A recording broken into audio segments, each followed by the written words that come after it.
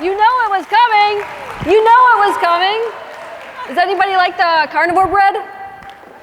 Yeah, Lisa? No, don't judge me. Oh, nobody wants it. Stu, what are you doing here? I didn't know you were coming. There's two. Hey, don't duck it. Come on now. All right, I heard a lot of you say it already. What's the most important macro? Protein. We're going to talk about it, and we're probably not eating enough of it. Maybe I'll save one for some barbecue, right? If you don't know, these aren't such little boys anymore. It's funny because I had the great opportunity to speak in Russia, in Spain, all these places, and when my kids are here, my heart just goes pitter-patter. So I want to make them proud. These are my keto kids too. I'm surprised nobody wants to study them yet.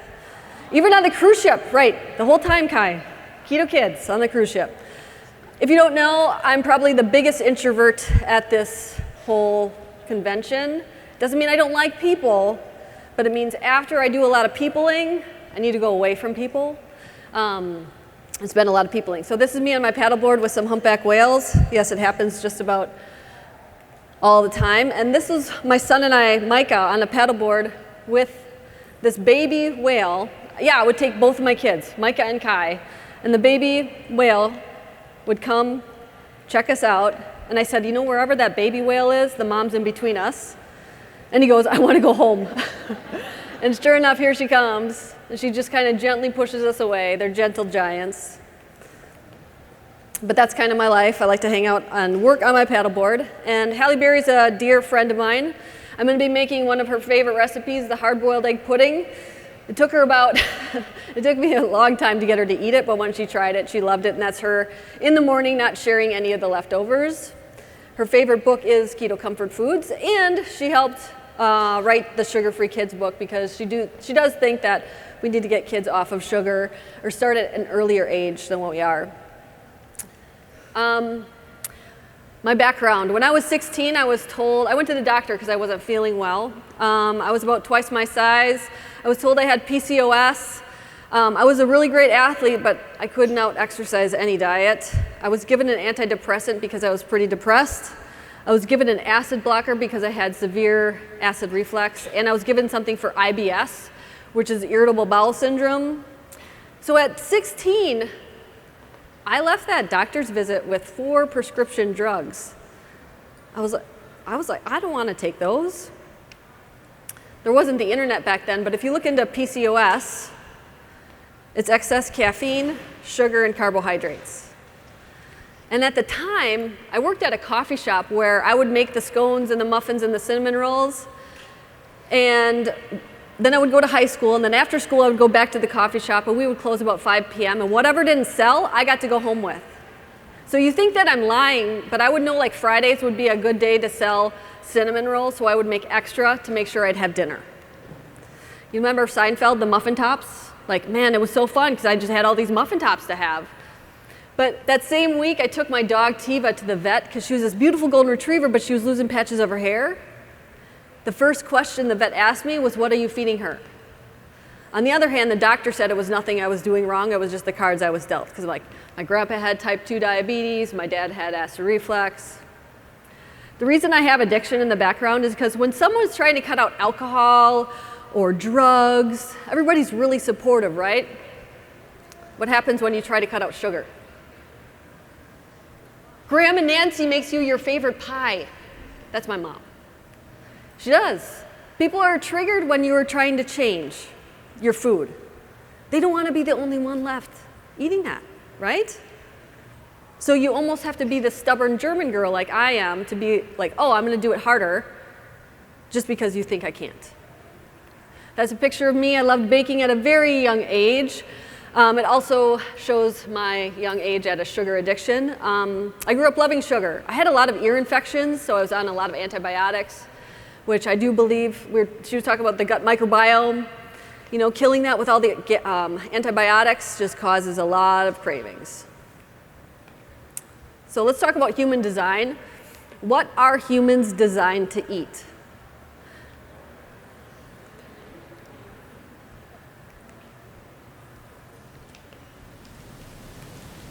I don't know if we have audio on this. That's your problem. There we go.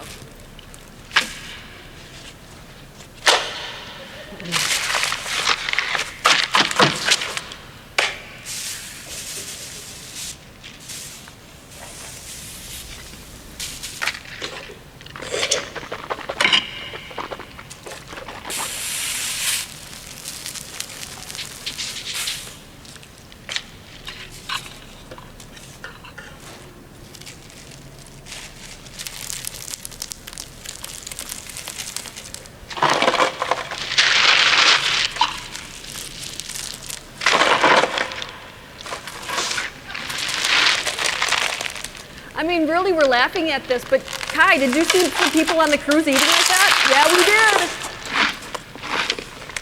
The cruise ship was a disaster for that type of food. It was just nothing. They served cotton candy at breakfast, didn't they? It's funny because we kind of live in a bubble. We homeschool the kids. Craig and I work from home. We're in a safe environment, but then we go onto the cruise ship, and if you're not strong with your diet, it's crazy. That we are not the aliens of what we eat, they are the aliens. So I want to show you just what, I don't know why it's me. There we go.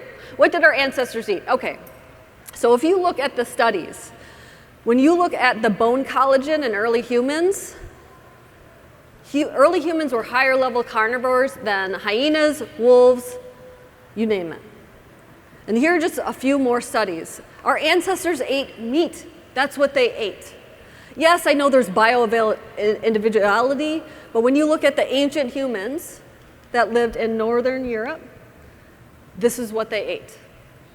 Our brains were growing, okay? So we needed to eat more nutritious food and get rid of the other. So if you look at, these are just studies. I can show you some of the links if you need them. You could always message me anywhere you want, but these are just a lot of studies showing over and over and over, this is what our ancestors ate. If you look at apes versus humans, a lot of times they compare us to them. But if you look at the, let's say the small intestine, the human small colon had a small colon and a much larger small intestine. The small intestine is great for digesting animal protein, and the colon is really good for digesting low quality foods like plants. We traded a big gut for a big brain, and this is where we differ a lot from apes. If you look at the stomach pH, herbivores have a stomach acidity of 5 to 6, omnivores is 3 to 4, carnivores is 2 to 3. Does anyone want to guess what a human is? Kai, don't say it. Want to throw it out there? 1.5. This is in a healthy human, not somebody who's been taking acid blockers, because they are not going to be able to handle that. But to my point, this is a photo that we took when we adopted the boys from Ethiopia. This is a grocery store. This is the meat store. And that thing was hanging there the whole week that we were there. And they would just slice off a piece. Something that's not a refrigerated area. Something that would be like, what? But you should be able to handle that type of stuff. True or false, you need fiber to eliminate daily? False.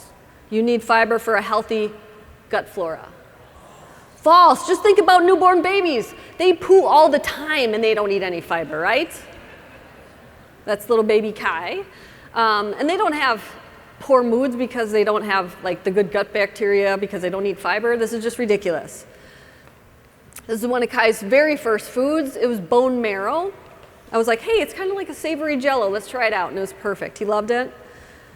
And what about fiber? So the cecum is a very small pouch that ferments plants into indigestible fiber, into energy.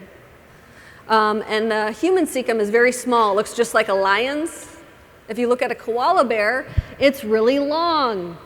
It's really great for digesting that fiber. So when you have a lot of broccoli or cauliflower, you get gassy? Yep, we all do. That's what happens. We don't have a cecum like an herbivore does. So what about feeding the gut flora? Because we always like hear, oh, you need these prebiotics, you need the probiotics, and all the things. Our microbiome shifts very rapidly, usually within 24 hours. If you eat just meat, your body will adjust very quickly. 2 days after going back to the original diet, the microbiome returns. But if you look at like the prebiotic content in these things over here, do you know where those come from? Animals. Animal products.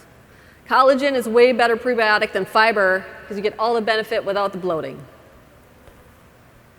Survival, I hope this doesn't offend anybody, but I bow hunt. It's one of my favorite things to do. And this is me. I shot a deer, and yes, I posted it on Instagram. I think I lost 3,000 followers in like an hour.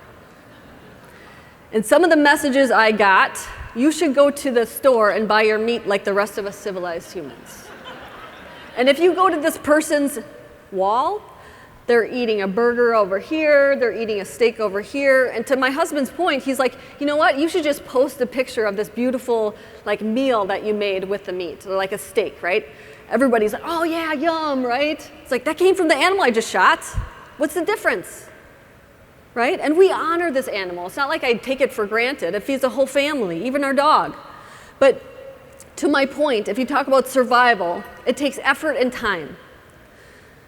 Anybody watch Alone on the History Channel? Remember when we watched that guy? Where's your brother, man? Oh, okay. Kind of hurt my feelings for a second. We used to watch this all the time. I loved it. And there was a vegan on there. I think it was for 15 years he was a vegan. He quickly gave up that lifestyle because there's no grocery store out there. He had to catch a fish, focus on shelter. He couldn't forage all day long, right? Veganism is a modern diet. It's not something that's sustainable, especially in the wintertime when there's not plants to eat. So micronutrients in food. Let's get into this. What foods have the highest micronutrients? If I put a plate of kale in front of you, a plate of blueberries in front of you, or a steak in front of you, which one has the most nutrients? Okay, you guys are too smart. Most people, if I show this to them, if I show this to Grandma Nancy, she's going to pick probably the blueberries, right? It's not. It's the steak, you're right. Look at apples, blueberries, kale, beef, liver. All across the board, beef beats everything else. Organ meat, even higher. That's the true superfood. This acai berry, it's not the superfood. Organ meat is. This is beef tongue. So all the animal proteins are going to beat out any plant protein or any plant out there. So we have chicken, pork, eggs, salmon, beef, and beef liver. If you don't like beef, or if you have alpha-gal, bless your heart, I'm sorry, but you could eat something else. But somehow we've lost this fact. But organ meat, if you're thinking, ooh, gross, I don't want to eat that. This is, my boys love my Italian chili. And you can hide it in there. So like a 4-to-1 ratio, you won't even know that you're giving your kids a multivitamin. Yeah, supplements are fine, but instead of buying like these really expensive supplements, buy some organ meat and hide it in your food, right? So just beef alone is going to beat out all the plants. Bioavailability, this is a great slide. Oysters are super high in zinc. Super high in zinc. That's if it's eaten alone. If you eat the oysters with black beans, you get 30% of the zinc. If you pair it with one corn tortilla, you get 0. And there's other examples. So like spinach, yeah, it's high in calcium, but it's all tied up in oxalates. So what about fats? I'm not saying fats are not important. They are. However, they don't have a lot of micronutrients. They're essential, but they shouldn't be the focus. When we would hunt a woolly mammoth, nobody was like, hold on, I got to get the butter churner out. It's true. And this whole like humans ate fatty meat. Well, if you look at wild game, they're really quite lean. Deer, rabbit, elk, caribou, seafood, they're really quite lean. Sure, the fatty cows that are eating all the grains are really fatty now, but we didn't just eat the fat of that animal. We ate all of it. We did not waste it. So bulletproof coffee. Oh, he's here this weekend too, right? He probably hates me. So bulletproof coffee is empty calories. It's totally empty calories. Look at this chart. There's nothing in it. If you would have a steak with eggs for breakfast for the same amount of calories, you get to chew your food. It tastes way delicious, and you get all the nutrients in there. You should always chew your calories. Plant issues. So vegetables do not come without issues. They certainly do. So some of the anti-nutrients in plants, all plants have anti-nutrients because it's their protective mechanism. They can't like chase you or bite you back. Anti-nutrients are compounds that serve no function in the body and it can actually harm you in high amounts. These plants have evolved these natural defenses and natural pesticides because they can't run away like animals can. Cabbage has over 49 different types of these anti-nutrients. Oxalates or something, has anybody heard of oxalates before? Does anybody have oxalate dumping? Yeah, oxalate dumping. So oxalates are like little crystals. This is a kiwi fruit in image A. They're like little crystals. And when you eat them, if you have maybe not the best immune system, you're going to feel pain, maybe joint pain. It can cause different issues, leaky gut, disrupts normal cell function. I do these retreats around the world, and someone's always telling me, like on the last retreat, they had oxalate dumping in their saliva glands, and they said it hurt to eat so bad, but then once they're out, they're gone. It often happens when you cut them out. Kidney stones, calcium oxalates causing kidney stones. Phytates are another one found in corn, seeds, beans, nuts, and grains, and they prevent mineral absorption. There's hundreds more. There's hundreds more. Modern produce. This is very interesting too. Anybody go to Costco and get strawberries? They're giant, right? Modern produce has been hybridized over the last 100 to 200 years. The modern tomato was invented in 1840, the strawberry in 1803. There's no more seasonality.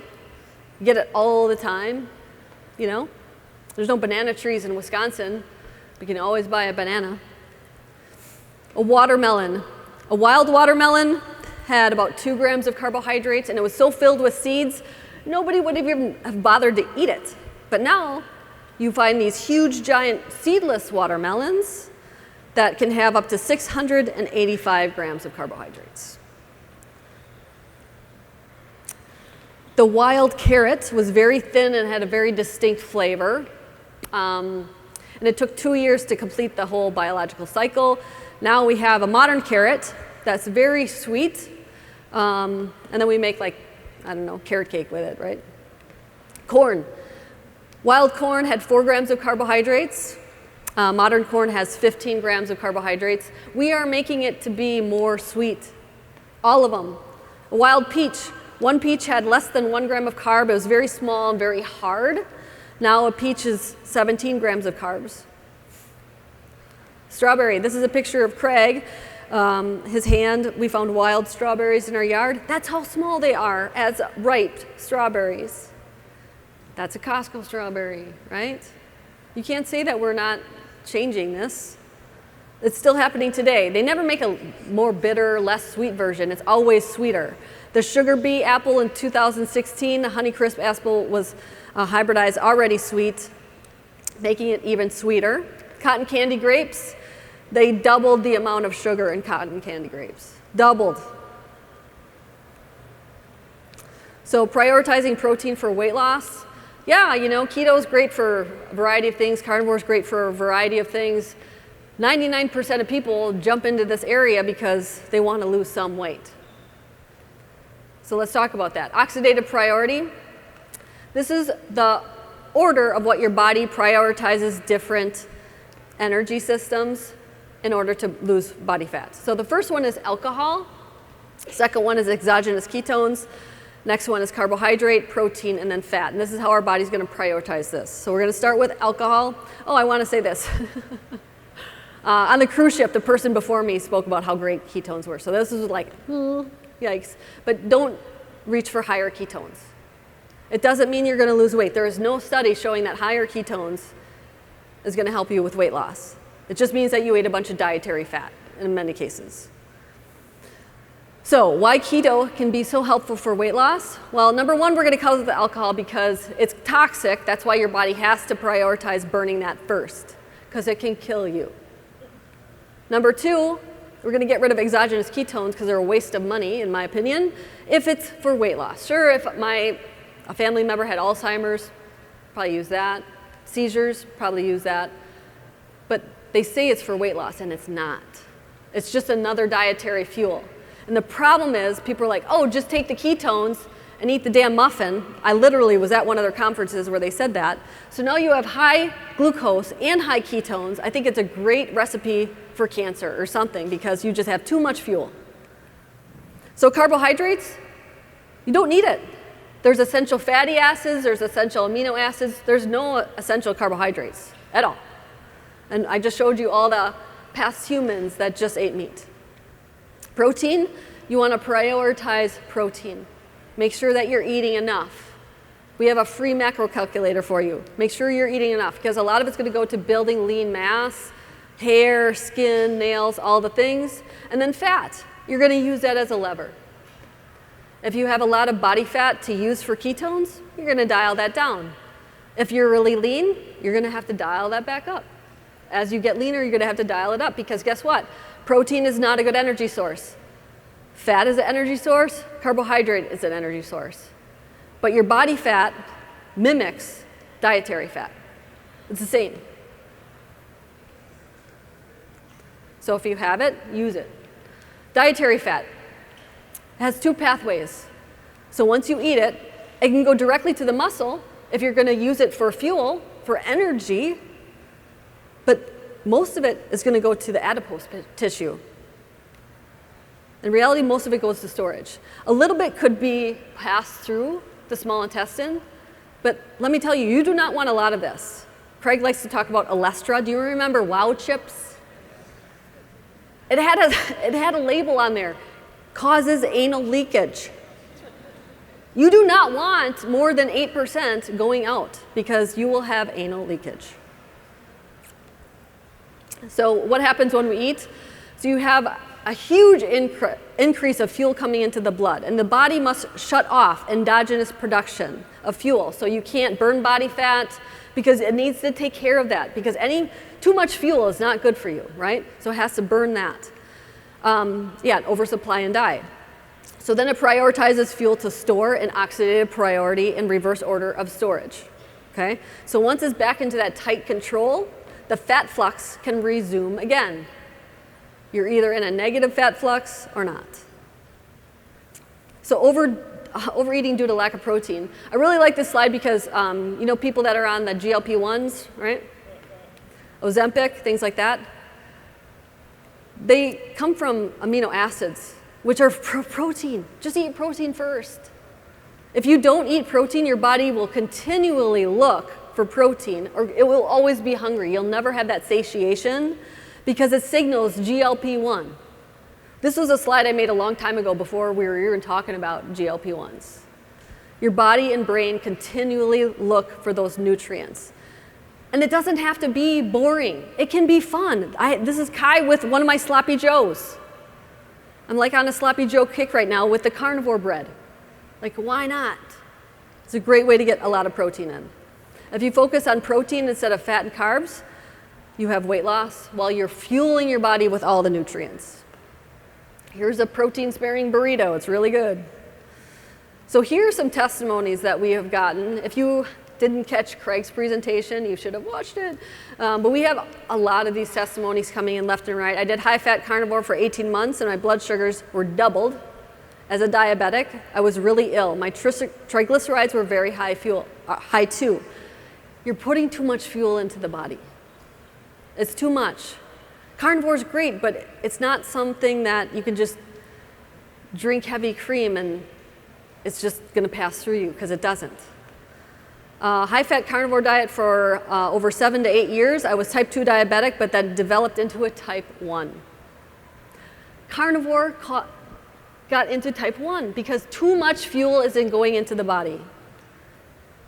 I did high-fat keto for 9 months and gained all my weight back, and not only did that, my blood sugars were constantly high and had to use a lot of insulin to keep my blood sugars normal. Thank you, Marie and Craig, for educating people about high-fat. I felt like this nonsense as well, gained weight and felt terrible. After listening to you going high-protein, I feel much better. Protein made me heal. These are just a few of them. And I'm not saying that you should eat no fat, but if you have a steak, there is fat in that. And that's how the Neanderthals ate too. You don't need to get the butter churner out. And just like that, 10 pounds gone. I'm astonished how quickly it came off after being stalled for more than 6 months on high-fat carnivore. And they go on and on and on. I switched to eating high-fat, over 200 grams a day, and I gained so much weight. It's not just about weight though. These are blood sugars, and this is what I want to point out. If you put too much fuel in, the blood sugars can get worse, and they obviously have. These are just a few of them. We have hundreds. They keep coming. I used to eat high-fat keto, eventually stalled and started putting on weight. I never, and then I switched to the Emmerich way. I never feel hungry. Actually, when I splurge and have a higher fat day, it keeps my cravings up and I feel hungrier the next day. So I also realized now I was losing lean muscle mass. You can't build muscle on fat. I ended up plateauing and people telling me to eat more fat, but it didn't work, so I gave up. Now I'm with the Emmerich program and I'm 25 pounds down today, 5 weeks in on Emmerich keto. So stop chasing ketones and insulin. I don't know about you, but I'd much have a whole bunch of fish than 2 tablespoons of butter. So it was actually at this event. One of the doctors came up to me and was like, "Oh, Maria, I did this really great experiment. I had this fatty shake of heavy cream, butter, and MCT oil." He put some other fat in there too, I think. I had just a tiny rise in insulin. Yes, fat will raise insulin a little bit too. Then the next time I had 4 eggs with ham and I had this really large rise of insulin. Well, first of all, where the nutrients are, and second of all, I'm going to show you why that's wrong.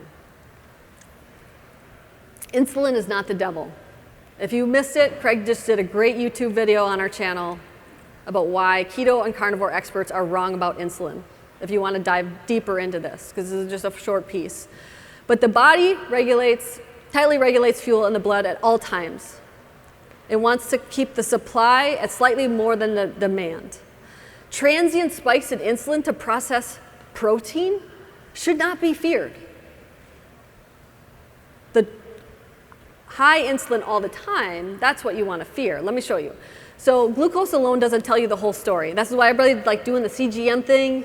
My highest blood sugars are when I'm exercising, when I'm running, and the lowest blood sugar you'll get is when you're drinking alcohol. So let's just lay on the couch and drink alcohol, right? No. Okay, so let's look about like a car, like a RPM. That's what we're going to look at. The HOMA IR. Has anybody heard of that before? I know you have, Stu. That's right. It's glucose times insulin divided by 405. This is a very important number. Now you can get your insulin done at home. It's fairly new, about in the last year, but it's interesting. So if we look at like the RPM, so we have glucose, right? So we have fasting glucose is normal. It's 85 milligrams per deciliter. But our insulin is pegged to keep it at that normal blood sugar. The RPMs, when your heart's like, that's what it's looking at right now. If you do the HOMA IR is 85 times 20 divided by 405, that's 4.5. You are eating past your personal fat threshold at this point. You are eating too much fat. Now, let's look at a different way. So your glucose goes to 105, which could happen if you prioritize protein. And we get all these people like, "Oh, I don't think I should eat that much protein. It went up, my blood sugar spiked." I was like, "What's spiking? 300? No, 105. But the insulin is low, very, very low. It's at 2. So if you do the math, 105 times 2 divided by 405, that's 0.4. This is what you want. Do not fear your blood sugar going up because of a little bit of protein. The best way to reverse insulin resistance is to shrink the fat cells and to gain or at least maintain your muscle as you lose the fat cells. The best way to do that, prioritize protein, lower the fat. On that carnivore reverse TV show thing, I don't know if anybody watched that in Costa Rica, one of the participants on there was 105 pounds. She had type 2 diabetes so bad she was having strokes. People don't associate someone that small with having type 2 diabetes. But she was skinny fat. She had no muscle, right? So we had to get some muscle on her while we still shrank those fat cells because they were still inflamed even though she didn't have a lot of them. You see this a lot in the Asian countries because they don't have a lot of fat cells. You don't really make a lot after a certain age when you're a child, but you can stuff them really full. And when you stuff them really full, that insulin, that net can't hold it anymore. It's going to burst. So ketones are not the goal, especially, first of all, urine strips just tell you if you're hydrated or not after a while. But again, higher ketones aren't the goal here if weight loss is your goal. If I have somebody that I'm working with seizures, I do focus on that. It's a different animal. It's 100% different. But with weight loss, higher ketones mean nothing. It just means you eat a bunch of fat. You could eat a whole big bowl of rice and put MCT oil all over it and read high ketones. Whoop-de-doo, it's a really bad combination. Fat plus carbohydrates, you're gonna gain a lot of weight. So when you do this, also know that the longer you've been keto or carnivore, the lower your ketones will be. Is it a bad thing? No, your mitochondria is really efficient. It's not a bad thing. Also, if you work out, I work out in a fasted state, so my ketones will read really low in the morning. Do I get really depressed about it? Nope, because I feel great. If someone tells you that you need to eat 80% or 70% fat in order to be keto, run away, because that's not true. So human design, let's do this. Putting changes in our diet into perspective. 50,000 years ago, we have our carnivores. 2019, a couple years ago, we should update that. Okay, so agriculture and farming begins about 10,000 years ago. Hybridization and produce, like strawberries, tomatoes, begin in 1840. Year-round availability of produce. We have millions of food additives, and processed foods begin among many GMO foods, seed oils, things like that. This is just the modern humans. If you put the entire 2.4 million year history evolutionary on a clock, we have been eating grains for the last 6 minutes and ultra-processed foods for the last 4 seconds. Our bodies aren't going to learn how to digest cotton candy for breakfast.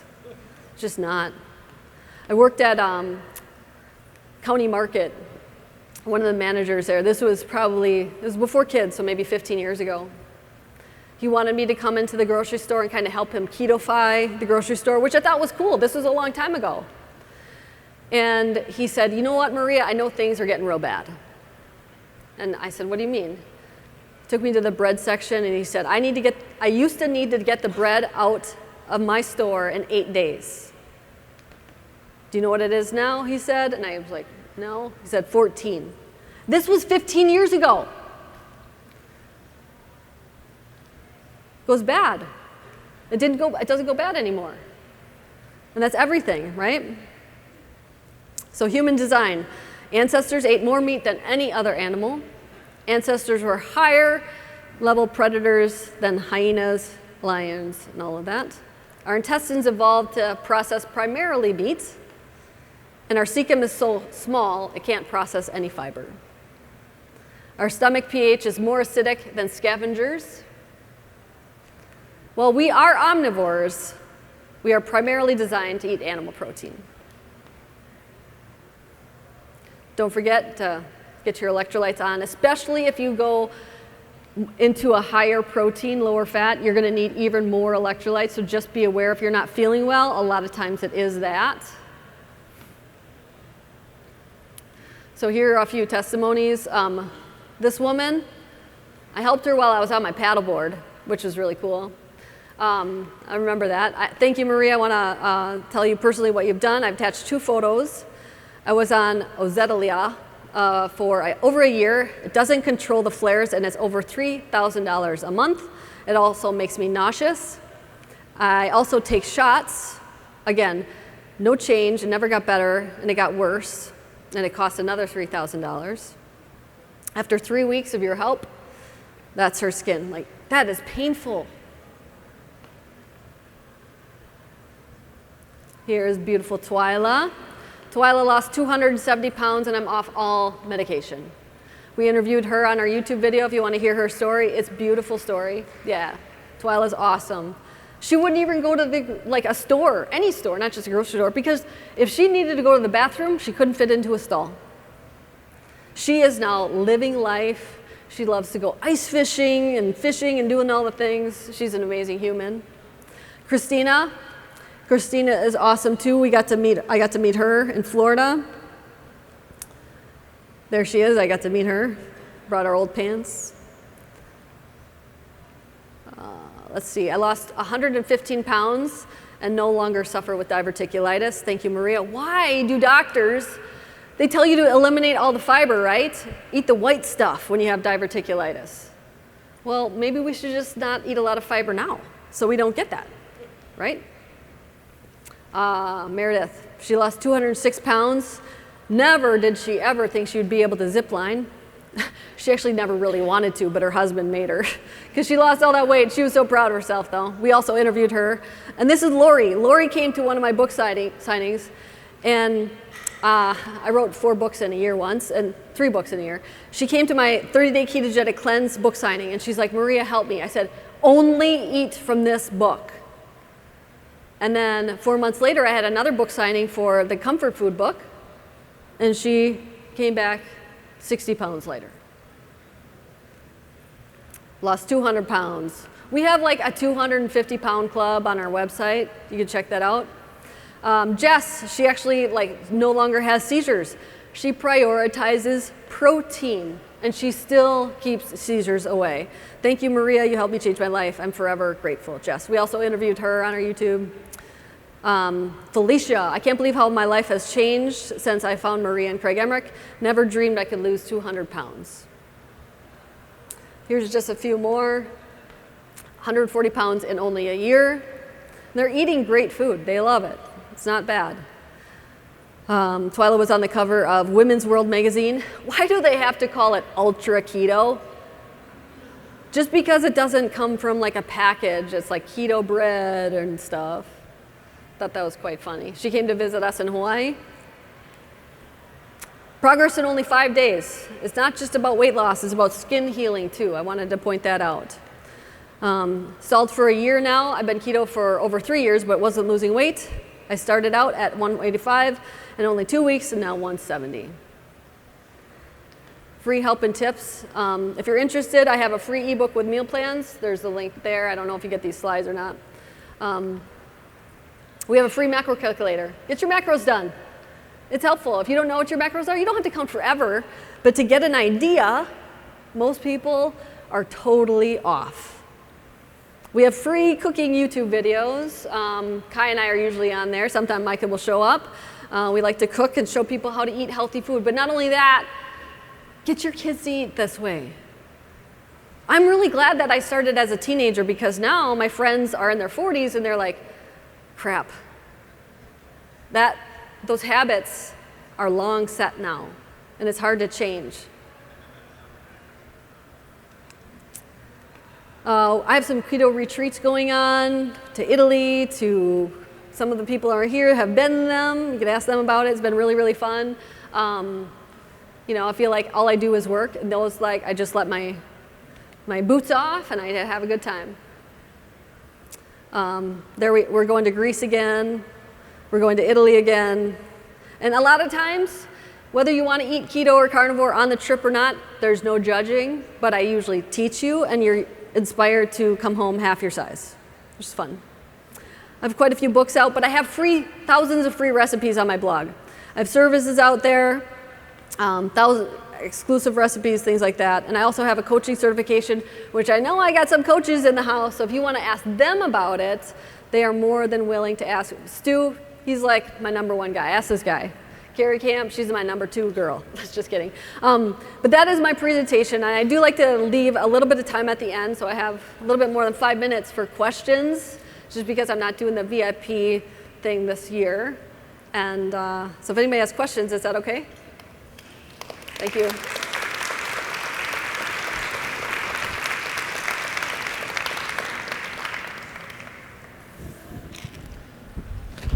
Oop. That was to my, there.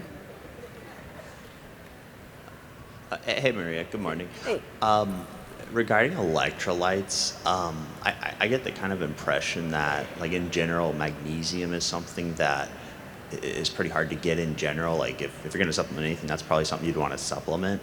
I know that generally the need for potassium is pretty high as well, but I know meat does contain potassium. Do you think that, just generally speaking, if you're eating a lot of meat or red meat, that generally provides most of the potassium you need without having to supplement more of it? So I like that you pointed all this out. So first of all, everybody's like, well, if this is the perfect diet, why do I need to supplement, right? First of all, we used to get our magnesium in our water supply. Nobody's drinking, like, first of all, farmers, any farmers in the house, you know you need to rotate your crops, right? Because it sucks the nutrients out of the soil. Our soil no longer has the magnesium in it. And they're drinking bottled water, filtered water. We have a well, and we've had our well tested, and there's no magnesium in it. So that's why even if you do like an electrolyte whatever, it's not enough magnesium.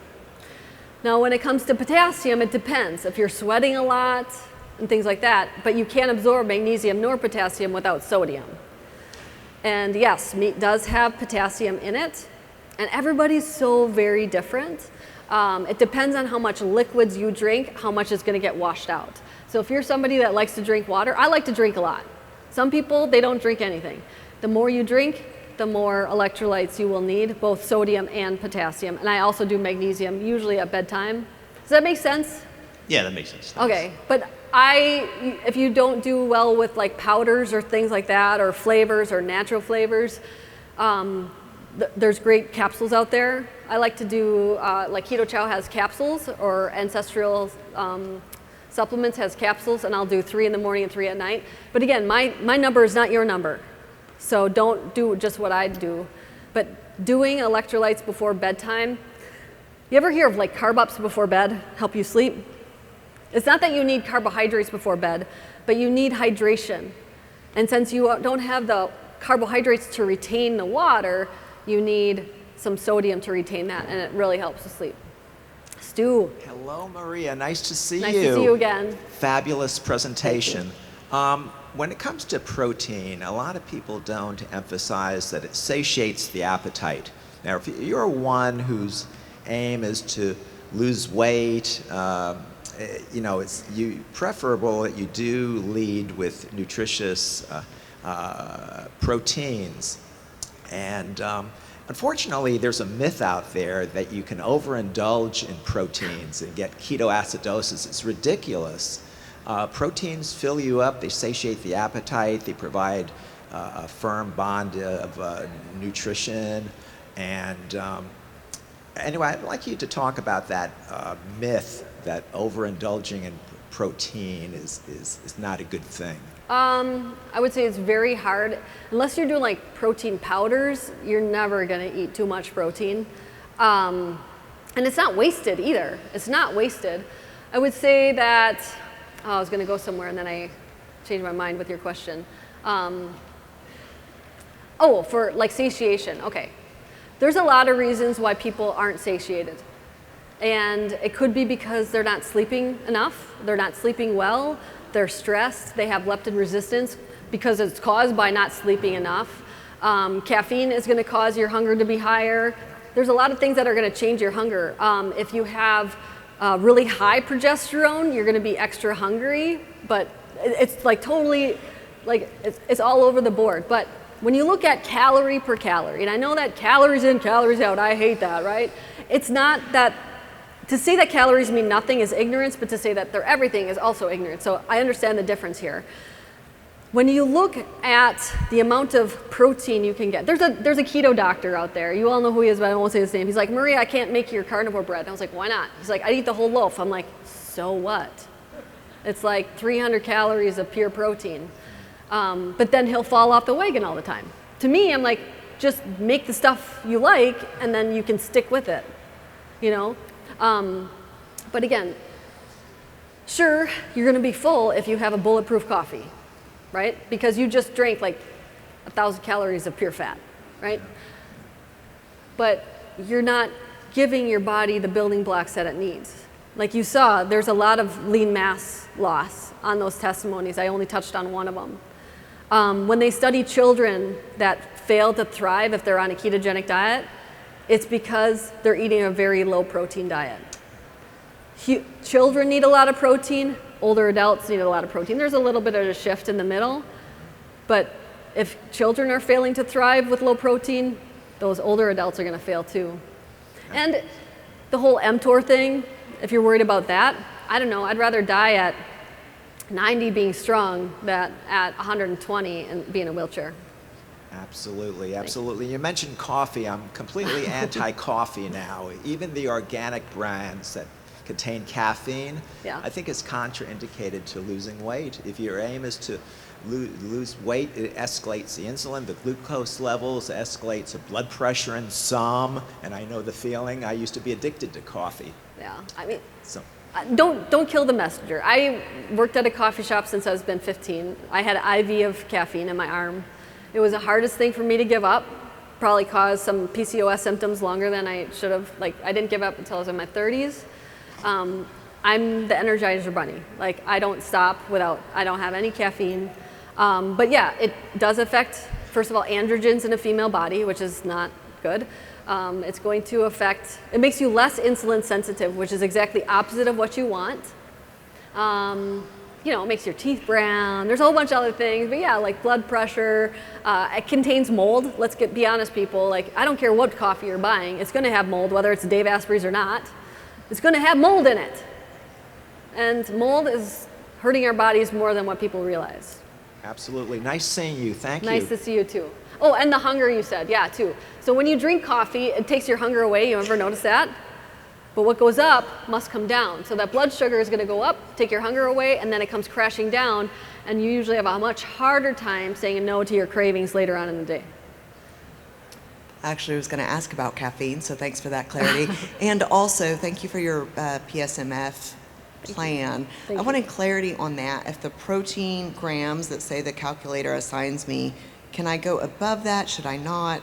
If you could just clarify. Great question. So if you do the macro calculator, it'll give you your protein sparing macros if you want them. And you do not have to do that. I'm not like making people do that. And if you are lean, do not do that. If you have 10 pounds to lose, that's not for you.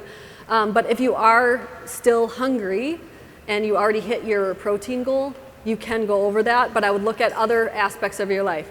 Are you sleeping well?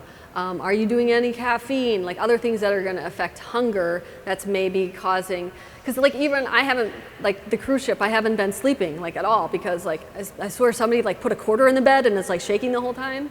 I am just like a bottomless pit right now. Is that Lisa? Hello, my Hi, friend. Lisa. That's me. That was a precursor to what I was going to ask you to do. In my practice, anytime I mention PSMF, people are like, protein sparing, you don't want me to eat protein? I have to spare my protein? Yeah. Can you just define that for the audience? Thank you. Oh, great question. So one of my first books that I wrote, I think it was 20 some years ago, I wrote about pure protein days. It was a book that I wrote, it was one to help raise money for adoption. And I just put my heart out there and I talked about my struggles with weight loss, and I did pure protein days because I was not losing weight very easily. I had to cut out dairy and I had to focus on protein, but I only did that pure protein days so many days a week. It wasn't every day, and then I would do one overfeeding day, which is not a Pizza Hut day, but it's like having some fatty ribs or like a higher calorie day. I wish I would have stuck with that term, but this medical term is called protein sparing modified fasting. And the reason I wish I would have stuck with our term is because there are some doctors out there that do that for months long, which I do not recommend because your body will have that metabolic adaptation if you constantly feed it very low amounts of calories. And this is instead of extended fasting. There's a whole bunch of people out there recommending fasting. Okay, I am not the extreme one. I'm telling you to at least eat enough protein so you don't lose your lean mass instead of eating nothing. Does that make sense? And this is not something you do every day. 1 to 3 days a week is ideal. Hope that helps. All right, I have a simple question about plateau. Mm-hmm. I pulled the trigger on this about almost a year ago, both my wife and I. And my motivation was for arthritis in my hip, my knees, shoulders. And of course, the weight loss came with, doing carnivore. And I've achieved weights I never dreamed of. Is it going to stop? I mean, my arthritis has turned around. I'm grateful for that. That's great. But I'm just wondering if there's going to be a plateau. Does that happen? Well, you don't want to lose anymore, right? I don't know. I'm getting a lot of heads turned from those that are close to me. They're like, what in the world, you know? Tell them about the diet, right? Yeah. You might not hit a plateau, but we do see that a lot, where I don't know how much you lost, but usually when people need to lose hundreds of pounds, they will hit a point where their body, especially if they were at a certain weight for a long period of time, it's kind of like that. Your body feels very safe at that weight, and they'll just keep doing the same thing. Like Twyla was one of them who lost 270 pounds. She lost 100 and then she stopped for a year, 18 months she was stalled. She did the same thing, kept going, and then all of a sudden, she didn't change anything else. It just came right off. It came right off. But now she notices that if she does add dairy, she will be like up 5 pounds and she'll have to cut it back out. And so Thank you. you're welcome. Congratulations. Oh, I'm done. Thank you.